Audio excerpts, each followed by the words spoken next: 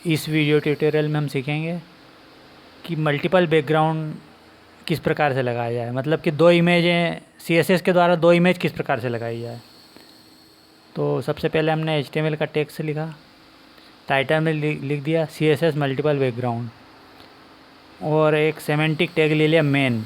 इसके अंदर हेडिंग लिख दिया हमने, एक पैराग्राफ लिख दिया और दूसरा पैराग्राफ लिख दिया। और मेन जो है हमारा सेमेंटिक टैग, इसमें हमने ID लगा दी A1। और स्टाइल देने के पहले एक बार हम डिस्प्ले देख लेते हैं इसका। अब हम यहाँ पर स्टाइल देंगे। तो सबसे पहले हमने यहाँ पर ID लगा दिया। ID में हमने बैकग्राउंड इमेज लगा दी जिसका नाम दे दिया e.gif और सेव करके इसका डिस्प्ले देगा। तो हमारे यहाँ पर ये e.gif लग गई। उसके बाद फिर आगे हमने कामा लगा के दूसरी फाइल दे दी E4 बैकग्राउंड के लिए, तो यहाँ बैकग्राउंड की भी लग गई। उसके बाद हमने बॉर्डर दे दी 5 पिक्सल की और कलर दे दिया इसका रेड, और सेव करके इसका डिस्प्ले देगा। तो हमारे यहाँ बॉर्डर भी आ गया। उसके बाद फिर हमने बैकग्राउंड रिपीट को नो रिपीट कर दिया कि जो हमारी पहली फाइल है ये तितली वाली, ये बार बार रिपीट नहीं हो, एक ही बार हो, तो नो रिपीट हो गई। उसके बाद बैकग्राउंड पोजीशन दे देते हैं हम, राइट पोजीशन में रहे। जो इमेज हमारी तितली वाली ये राइट की साइड में रहे, अभी लेफ्ट में है तो ये राइट में हो गई हमारी। उसके बाद बॉटम में भी रहे तो बॉटम में आ गई है। उसके बाद में जो दूसरी इमेज है हमारी वो लेफ्ट में हो जाए तो यहाँ लेफ्ट में हो गई है, लेफ्ट लिखा हुआ है यहाँ पर।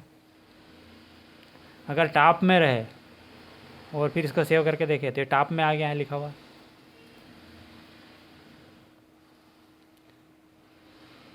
और जो सेकंड वाली इमेज है वो रिपीट हो जाए तो यहाँ दूसरी तितली आने लगी हमारी, ये सेकंड वाली इमेज रिपीट हो रही। इस प्रकार से हम इसका उपयोग कर सकते हैं। अगर नो रिपीट कर देंगे इसको हम और सेव करके देखेंगे तो हमारी ये जो सेकंड वाली बैकग्राउंड इमेज है ये नो रिपीट हो गई और हमारी जो तितली एक ही है। यहाँ शॉर्टकट का भी उपयोग किया जाता है बैकग्राउंड इमेज में।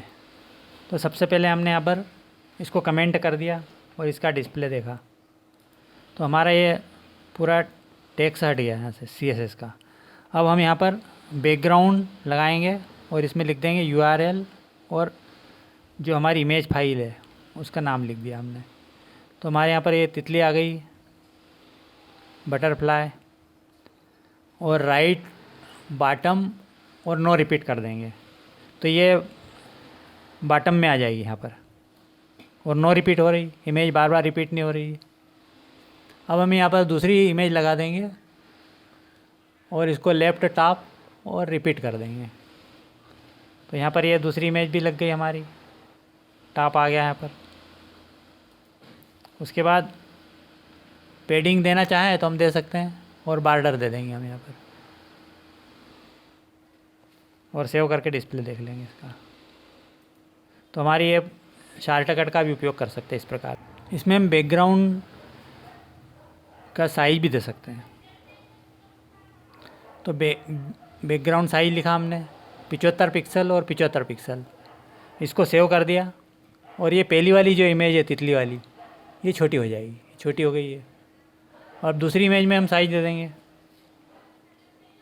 400 पिक्सल और 300 पिक्सल, सेव करके डिस्प्ले देखा इसका तो ये हमारी छोटी हो गई। और सेकंड इमेज भी है हमारी 400 और 300 पिक्सल में हो गई। इस प्रकार सेट कर सकते हैं इसको। बैकग्राउंड के साइज़ में हम इस प्रकार से भी दे सकते हैं कि 75 पिक्सल पहली, दूसरी 400 पिक्सल और ऑटो। तो यहाँ हमारे यहाँ जो तितली है ये बटरफ्लाई यहाँ नीचे आ जाएगी छोटी सी। उसके बाद इसको कमेंट करके हम हाइट भी दे सकते हैं 350 पिक्सल और विड्थ भी दे सकते हैं 500 पिक्सल। इस प्रकार से भी हम इसको बैकग्राउंड का जो साइज़ सेट कर सकते हैं, हाइट और विड्थ भी सेट कर सकते हैं। बैकग्राउंड में ओरिजिन का भी उपयोग कर सकते हैं हम यहाँ पर। तो सबसे पहले हमने यहाँ पर बैकग्राउंड ओरिजिन में पेडिंग बॉक्स का उपयोग किया, सेव किया, इसका डिस्प्ले देखा। पेडिंग बॉक्स के बाद कमेंट करके हमने दे दिया कंटेंट बॉक्स। कंटेंट बॉक्स इस प्रकार से करेगा काम। कंटेंट बॉक्स के बाद ओरिजिन में दिया हमने बॉर्डर बॉक्स। बॉर्डर बॉक्स इस प्रकार से करेगा। अब बॉर्डर में हमने डॉटेड दे दिया और कलर ब्लू कर दिया, तो इसमें डॉटेड लगेंगे। अब हमने बॉर्डर बॉक्स को बंद करके पेडिंग बॉक्स चालू कर दिया, तो पेडिंग बॉक्स में डॉटेड इस प्रकार से दिखेंगे। 35 पिक्सल अगर हम पेडिंग दे देंगे इसकी, तो ये इस प्रकार से दिखेगी पिक्चर हमारी। इस प्रकार हम इसका उपयोग कर सकते हैं।